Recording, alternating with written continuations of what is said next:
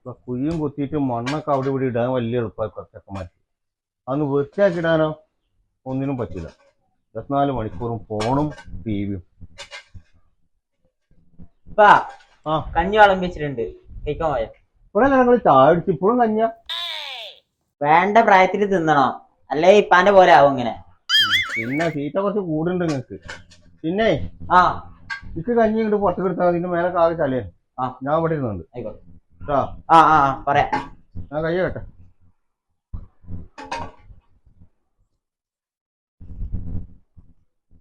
ഇക്കുള്ള കഞ്ഞി ഇങ്ങോട്ട് തരാൻ പോലെ.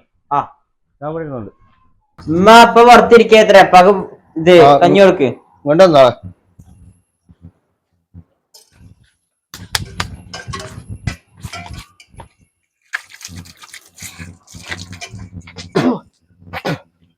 കഞ്ഞി കഞ്ഞി മാത്രമേ ഉള്ളൂ. മറ്റേ എടുക്കണ്ട്. വേഗം കൊണ്ടാ എന്തെങ്കിലും അച്ചാറെന്തെങ്കിലും മതിക്ക്. ആയിക്കോട്ടെ,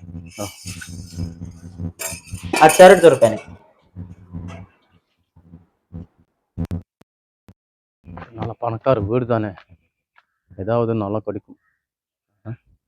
ஐயோ 10 மினிட் வேலைக்கு அதனால வேற பிச்சைக்காரன் வந்திருக்கா. நான் கஞ்சி கிஞ்சி எல்லாம் சாப்பிட்றேன். இங்கிருந்து பைசா வாங்கி ஹோட்டலில் போய் சாப்பிட வேண்டியதானே நல்லது. கஞ்சி எல்லாம் சாப்பிட்டு பிச்சைக்கார பேர் கலையா. அக்கோ ഇവിടെ ഒന്നുമില്ല. പോയിക്കോ. போயா நீ அக்கா. ഇവിടെ ഒന്നും ഇല്ലാന്നേ. நீ அது சாப்பிடு முதல்ல. ഞാൻ സാപ്പിട്ടിருக்கு. നീ പോയിക്കോ. ഇവിടെ ഒന്നും ഇല്ല. அக்கா இங்க யாரும் இல்ல, ஏதாவது கொடுங்க. ஏட்டா தம்பி ஏதாவது கொடுங்க, பசிக்குது. ஒன்னும் இல்ல, ஏதாவது எதையில தந்தா போதும். கையில ஒன்னும் இல்ல, போய் பாரு. ஒன்னும் இல்ல அண்ணா. கூகுள் பே இருக்கா? கூகுள் பே இல்ல இருக்கு. கூகுள் பே இல்ல என்ன செய்யறது. അവന്റെ ബാങ്ക് അക്കൗണ്ട് ഉണ്ടെങ്കിൽ തന്നാളെ. ഞാൻ കുറച്ചു നേരം കൂട്ടുകാരെ. நீ போப்பா. ഇവിടെ ഒന്നും ഇല്ലോ. ஏன் ஏரியால வந்து பிச்சை தண்டிட்டு போய் என்கிட்ட தொல்லை போடுதான். அண்ணா പോയിക്കോ കഴിഞ്ഞ് അതിനുള്ളൂ. என்ன நீ இങ്ങനെ பேசுனப்பா? நீயும் நானும் ஒரே வேலை தானே. நீயும் பிச்சைக்காரன், நானும் பிச்சைக்காரன். நமக்கு ஏதாவது வித்தியாசம்? പിച്ചക്കാരനാ?